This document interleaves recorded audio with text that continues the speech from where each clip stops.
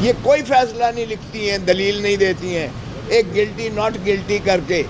آج بھی ہم نے کہا فیصلہ تو کم از کم دیجیے گا تاکہ آپ بھی دیکھ سکیں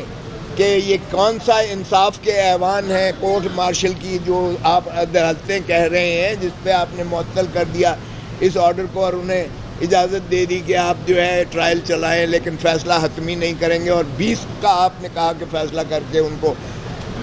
اور انہی کا بھی آرڈر نہیں آ رہا ہے۔ تو ہم نے کہا ذرا دیکھ لیجئے گا، آپ کو نظر آ جائے گا کہ کس طرح سے انصاف کی دھجیاں اڑا کے کس طرح انصاف کو پامال کرتے ہیں۔ اس طرح کی جو حالات ہیں یہ انسانیت سوز سلوک کیا جا رہا ہے۔ آج سپریم کورٹ کے توجہ ہم نے مبذول کرائی کہ یہ پاکستان کے یہ انسانیت کے سوز جو سلوک کیا جا رہا ہے، آپ خدا را اس کو ڈے ٹو ڈے کی بنیاد پر اس کا فیصلہ کیجئے گا۔ یہ اگر پریزن رولز دیکھیں تو اس کی بھی خلاف ورزی ہے، اور یہی ان کی استدعا تھی کہ خدا را ہمیں جیل بھیج دیجئے گا تاکہ جیل کے قواعد اور ضوابط ہمارے اوپر اطلاق ہوں اور ہمیں سانس لینے کی اجازت مل سکے۔ تو یہاں سے شروعات ہم نے کی ہے، اور پھر بینچ نے ان کو اٹارنی جنرل کو کہا کہ یہ کیا ہو رہا ہے۔ انہوں نے کہا جی کہ یہ پہلے تو آپ نے حکم دیا تھا تو ملاقات میں نے کروا دی تھی،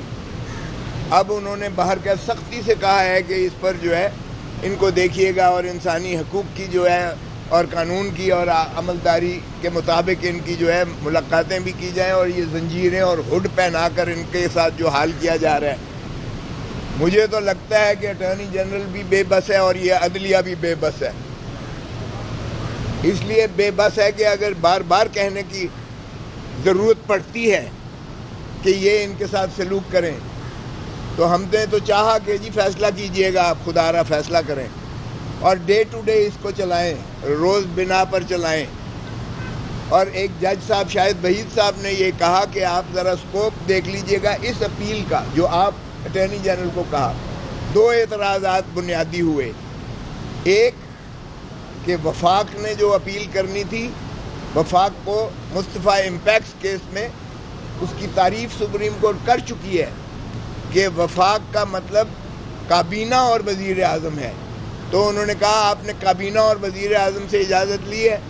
انہوں نے کہا کہیں نہیں لی ہے۔ تو یہ اپیل ہی بنیادی طور پر اس کو غلط دائر کیا گیا ہے، کیونکہ بغیر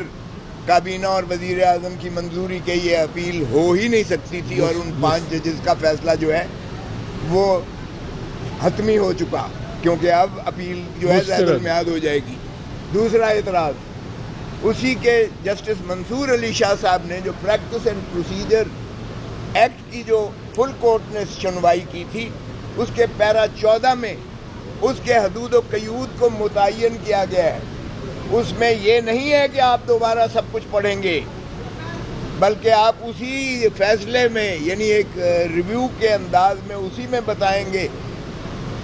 یہ نہیں ہے کہ آپ نئے سرے سے ساری بحث اب شروع کر دیں اور عدالت کا بھی وقت ضائع کریں۔ اور یہ تو وہ شاہد وحید صاحب نے، جسٹس شاہد وحید صاحب نے اس کی توجہ مبذول کرائی اور ان سے جواب دہی کی۔ تو اس کے اوپر پھر کچھ متفرق درخواستیں تھیں بار ایسوسی ایشن کی طرف سے جو حامد خان صاحب کو انہوں نے وکالت نامے دیے تھے استدلال دینے کے لیے۔ تو اس میں انہوں نے کہا کہ ہمیشہ بار ایسوسی ایشن اس ملک کی، چاہے وہ 2015 والا فیصلہ ہے وہ بھی ڈسٹرکٹ بار ایسوسی ایشن راولپنڈی کے سے منسوب ہے جو 2015 کا ہے، اور اسی طرح 2009 والا کیس بھی جو ہے سندھ ہائی کورٹ بار ایسوسی ایشن کی توسط سے یہ عدالتیں بحال ہوئی تھیں۔ تو بار کا ہمیشہ یہ ایکچولی دامن کا ساتھ ہوتا ہے، جہاں آئین کی پامالی ہو بار ایسوسی ایشنز اور بار کونسلز یعنی کالا کوٹ اور وکلاء ہمیشہ اس کا تحفظ کرنے کے نہ صرف اپنے ضابطے کے تحت ان پہ فریضہ واجب اور لازم ہوتا ہے، بلکہ وہ ہمیشہ اس ملک میں جو ہے اراول دستے کے طور پر انہوں نے عوام کے حقوق اور آئین کی جو ہے بالادستی کو مسلم کرنے کے لیے ہمیشہ نالش کی ہے عدالتوں میں، اور یہی رول جو ہے وکلاء ہمیشہ پرو پیپل استعمال کرتے آئے ہیں۔ تو ان پر بھی انہوں نے کہا کہ ہم آپ کو سنیں گے۔ اب ہم نے کوشش کی کہ جناب اس کو ڈے ٹو ڈے چلائیے گا خدا را، کیونکہ جو ان کے ورثاء بھی آئے ہوئے ہیں جو محبوسین ہیں، اور وہ لوگ بھی جو ہے چونکہ ان کو اجازت نہ دی گئی، کمرہ فل پیک ہونے کی وجہ سے انہیں نہ دی گئی، لیکن ان کی بھی ذرا سنیے گا کہ وہ کس قسم کی جو ہے ان کے ساتھ ظلم اور زیادتیاں اور تشدد اور جبر ہو رہا ہے۔ مجھے ایک خود چونکہ میرے حلقے میں ہے یہ کور کمانڈر ہاؤس، جہاں سے میں MNA بنا ہوں، میرے حلقے میں ہے وہ، تو وہاں جو ہے NA 122 میں ہے، تو وہاں پر جو میرا ایک آیا اور اس نے کہا میرے باپ پر اتنا تشدد کیا گیا کہ اس کا بازو ٹوٹ گیا، اور 7 ہفتوں سے مجھے ملاقات نہیں کرنے دی گئی ہے۔ ہمارے فیملی کو اب یہ بھی نہیں پتا کہ وہ زندہ بھی ہے کہ اللہ کو پیارا ہو گیا۔ تو اس طرح کی جو حالات ہیں، یہ انسانیت سوز سلوک کیا جا رہا ہے۔ آج سپریم کورٹ کے توجہ ہم نے مبذول کرائی کہ یہ پاکستان کے جو